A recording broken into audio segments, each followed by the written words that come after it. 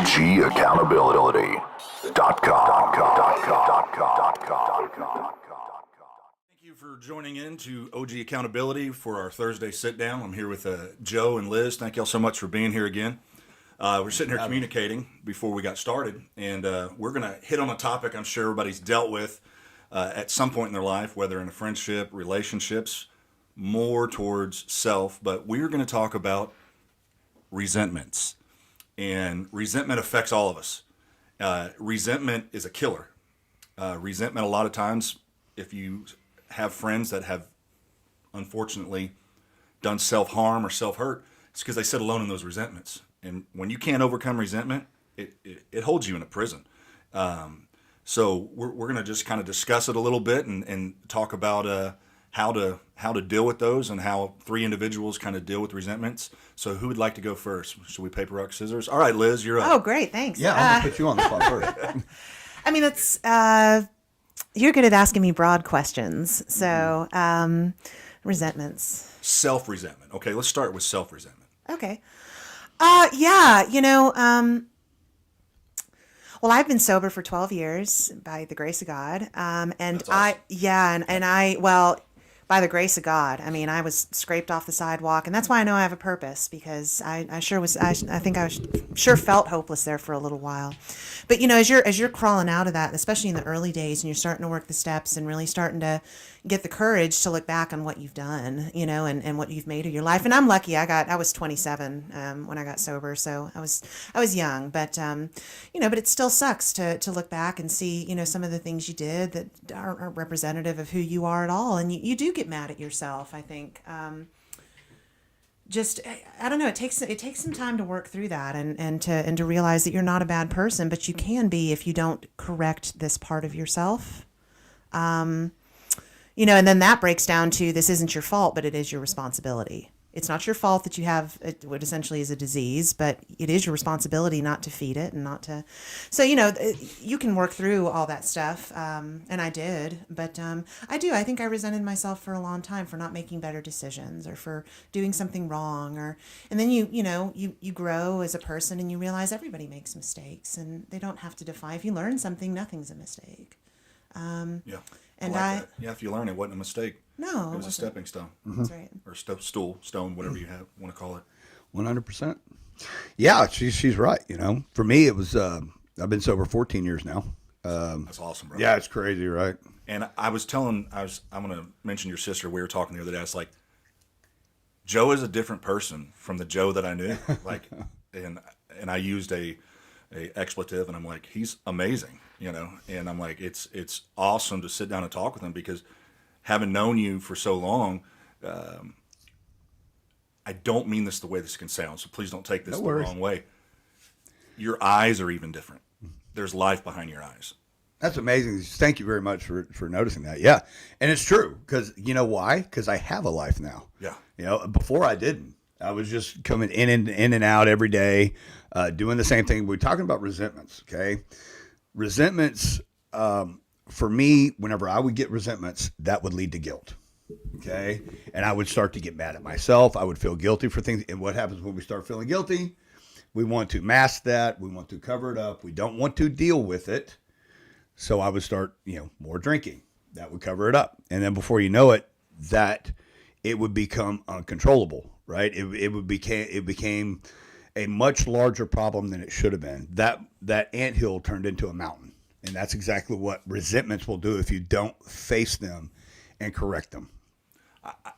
When it comes to self-resentment, there's so many times I sit back and I look at the stupid things I did, and I'm like, if I would have had the level head to just be able to speak properly, I could have saved myself a lot of that pain. But sometimes in our inexperience, sometimes we don't know how to deal with situations, or in your younger years when you want to flex your chest, and I'm going to be the toughest guy in the room. Sometimes we speak not truly how we think. We do it out of putting on an image, and then you look back and like, God, I wish I could just, and that's the thing about resentment.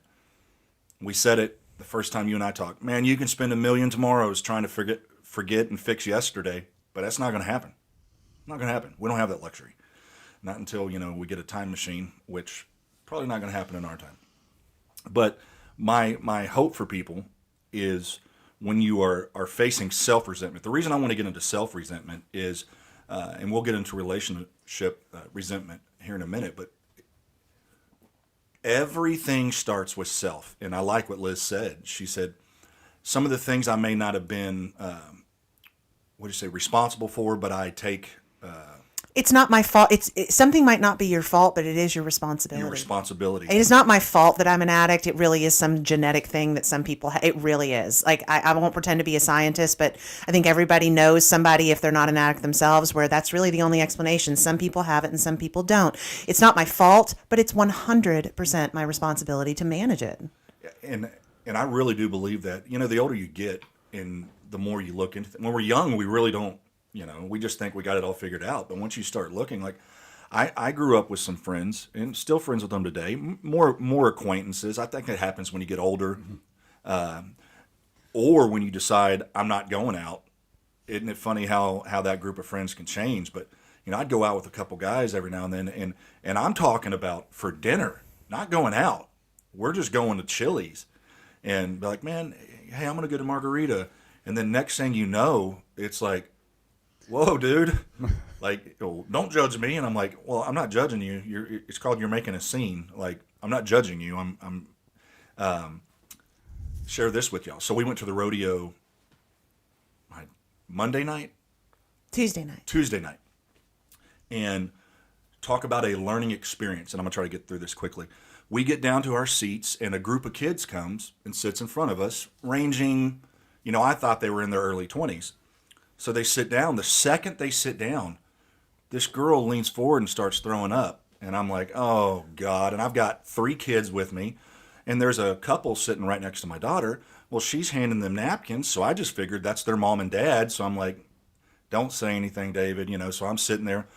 She keeps her head down for an hour and 30 minutes. And I kind of notice her arms are limp a little bit. So I'm kind of looking at what I think's her mom. This guy, like 10 rows over, comes down. He's like, hey, he's talking because he thinks it's her parents. And then she's like, we don't know who they are. Come to find out, they had to get paramedics down there. And while the paramedics were there, the guy she was with was going to sign off that she's fine. And it just so happened while they were there, she fell forward and just started dry heaving and vomiting. And they're like, no, you got to go. Come to find out, the guy got arrested because he was 22 and they were all 17 and 18. She had severe alcohol poisoning. They had to take her to the hospital. And so my daughter and her friend and my nephew got to sit there and witness all of that. And some other things escalated from that point too.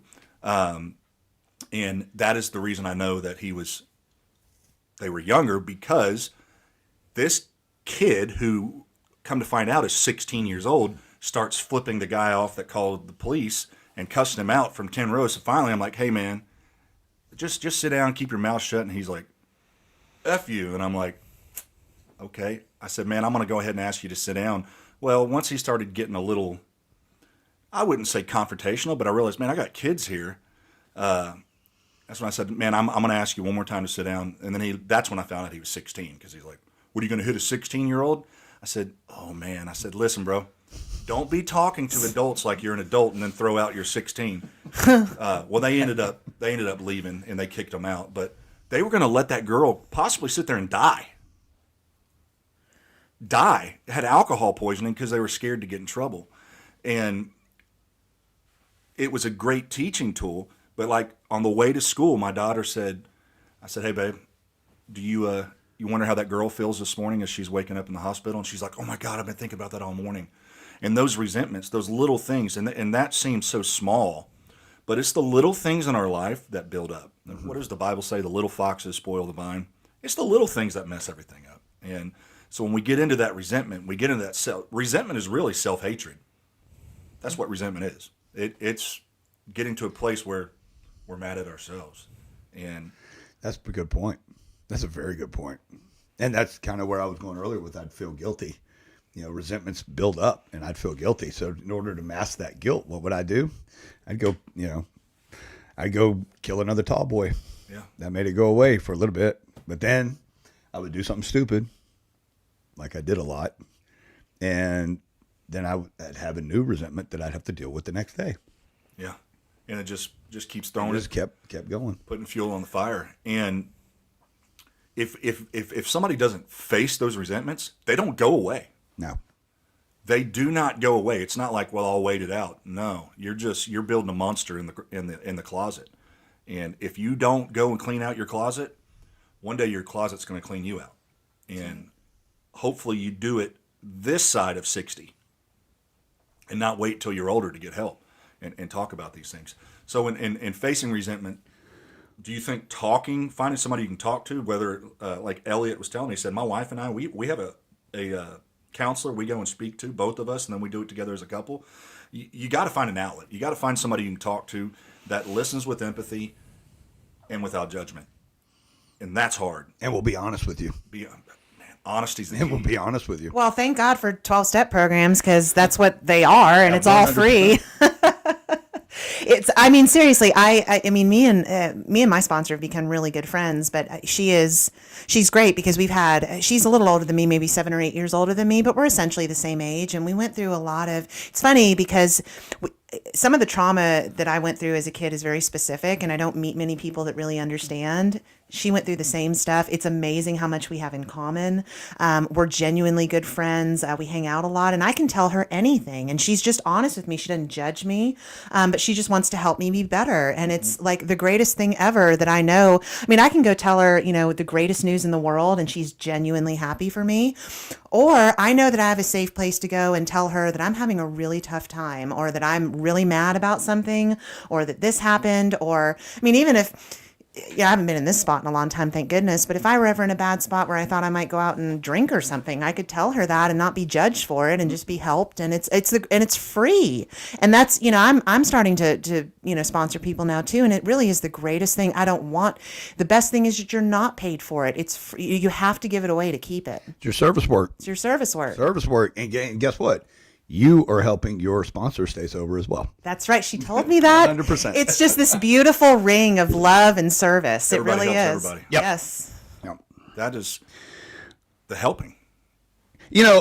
I'm glad that we're talking about this today, because I was thinking about this the other night, and here in the last, I don't know, since I've been sober, but even more so in the past few years, I have been really, really trying not to do things for myself. I've been trying to do things for others. And I'm wondering if that's I wonder if somewhere subconsciously I've been doing that to make up for all of my screw ups. It's part of the grieving process. All of my damage that I've done, that wake of damage that I left in people's lives. I wonder if I think that is part of it for me. I want to give back as much as I can to make up for my past indiscretions. That is one of the 7 steps to grieving. That is one of the processes right there, is to reach out to help others. And sometimes when we think about grieving, we think about divorce, death, things like that. You can grieve your childhood. You can grieve the hell you raised and created. But that is one of the healing processes of grief. Is once you hit that phase, you're like hitting that next phase of growth. Well, it makes me, sometimes I think about it and I'm like, man, is this the right thing to do though? Because it makes me feel good. Am I really doing this for the right reasons? Yes. Because it's making me feel good. It's the right reason. Okay. It's the right Just want to reason. make sure. I figured I'd ask you all. Well, that to me is like the pinnacle of like true joy, is when you feel like that because you're like selflessly doing something. You're making a difference in somebody's life. That's a totally different form of joy than a pair of shoes that you just bought. It's like Yeah. this. Your hell was not in vain. That's right. Yeah, that's a thing. Well, that helps. Your hell was not in vain. Yeah. I went through this not for you, but I went through it and I overcame it. So I'm here to help you. I want you to have that same joy I have. Mm-hmm. And there is joy in sobriety, and I think a lot of times people get mixed up in thinking, well, just don't drink. Well, if it were that easy, there wouldn't be a bar on every corner. There wouldn't be a liquor store on every corner. It's not that easy though. It's the difference between being dry and sober. Mm-hmm. And I went through the first, I'm not sure exactly how long it was. It was maybe the first 4 years where I was just dry, and I was much happier than I was drinking. I mean, I can't drink at all. It's a total, it's just bad. So just being sober, just not drinking made my life exponentially better. But now looking back on it, I can see that spiritually, I was not well. Like, I was not drinking, but I was spiritually not well. And the only way that you can get well, I mean, at least according to 12-step programs, is to work the 12 steps. And it's all just about, well, the first part's about self-honesty. I got a problem. Only God can fix it, and I'm going to let him. And then purging, all of these things, it's getting over all your resentments, and then it's giving, and doing all this inner work, and then it's giving it all back. That's what they are. Giving back. If we're not giving back in life out of our experiences outside of our household, I think it's a wasted life. And you talk about getting involved with people that you can trust. Just recently, I opened up to somebody about, some things, and within 3 weeks, they threw it back up in my face what I talked to them about. I'm going to tell you, I kept my mouth shut, but it stung and it hurt so bad. I thought, wow, lesson learned. Be careful who you open up to and what you open up to them about, because opening up is a part of healing. And just as much as there's the good things in life, there's also the parasites in life that will leech and suck the blood out of you, and they'll take everything you'll tell them and misconstrue it. Well, they're waiting. They're waiting for the moment. You know what I mean? They're waiting to respond instead of actually listening. Yeah. Right? They're waiting for that moment where they can say, I told you so, where they can say, you see, nothing's different. You see, you're just the same as everybody else. They're just waiting for that moment because that's what they want to do. They want to rent space in your head.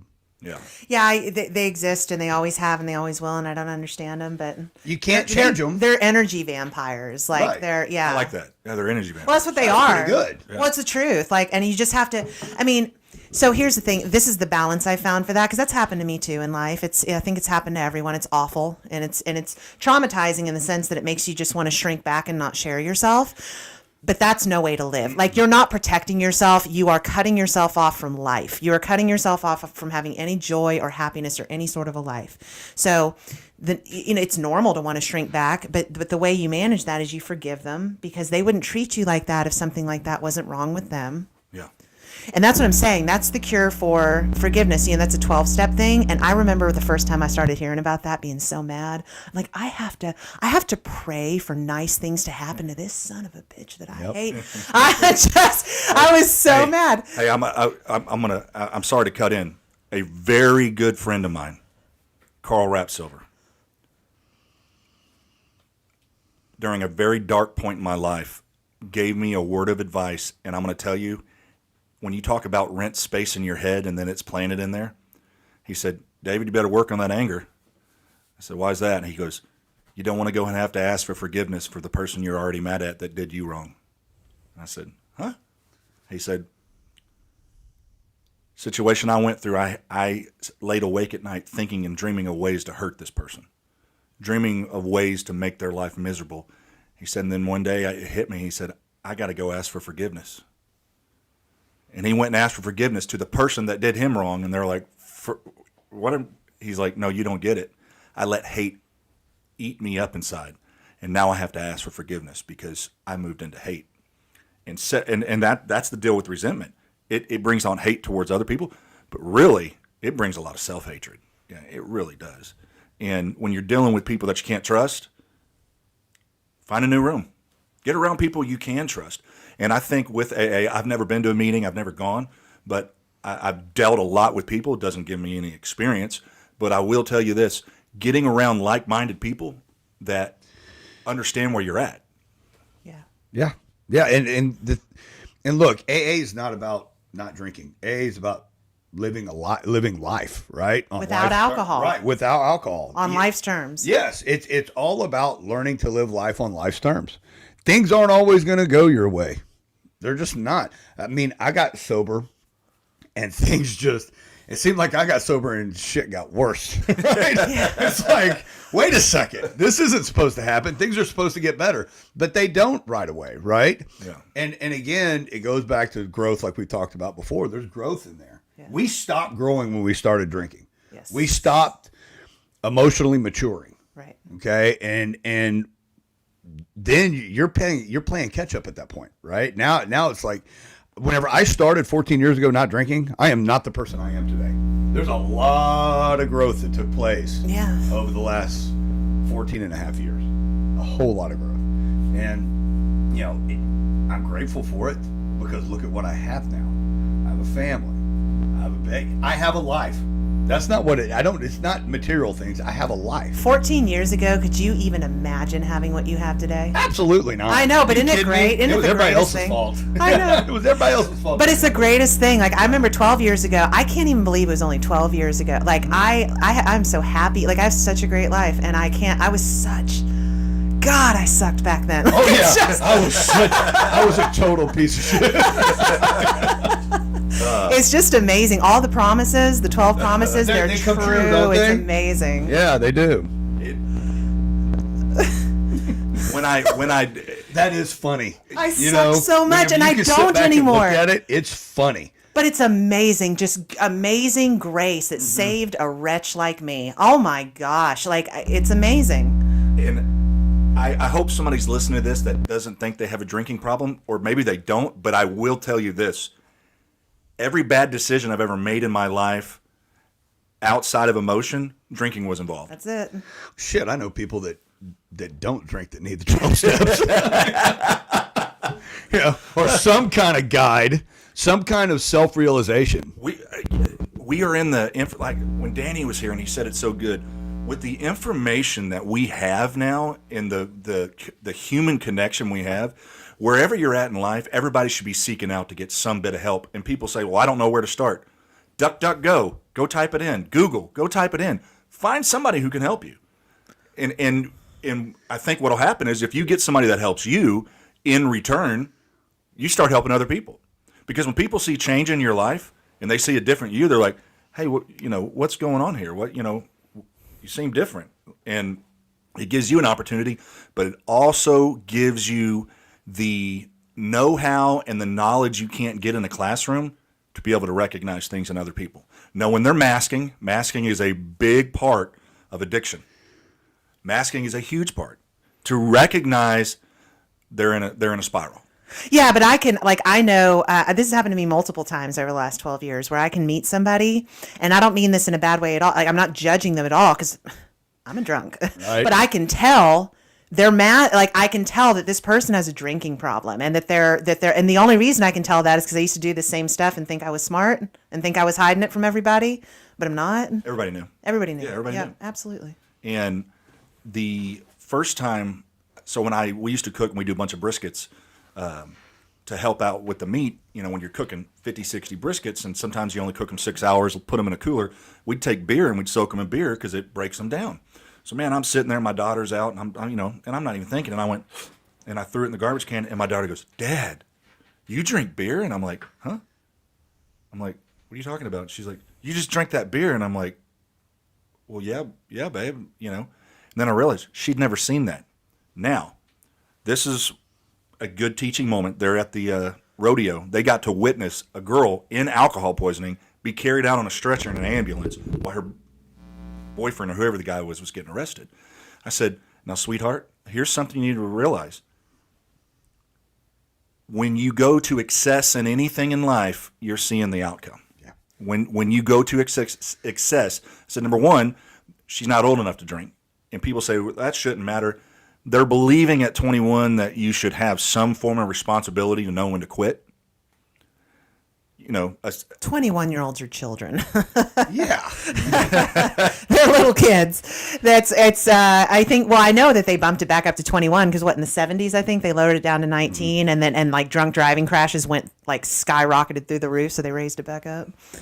So here's the next thing we'll kind of move into and kind of get y'all's thoughts on this a little bit.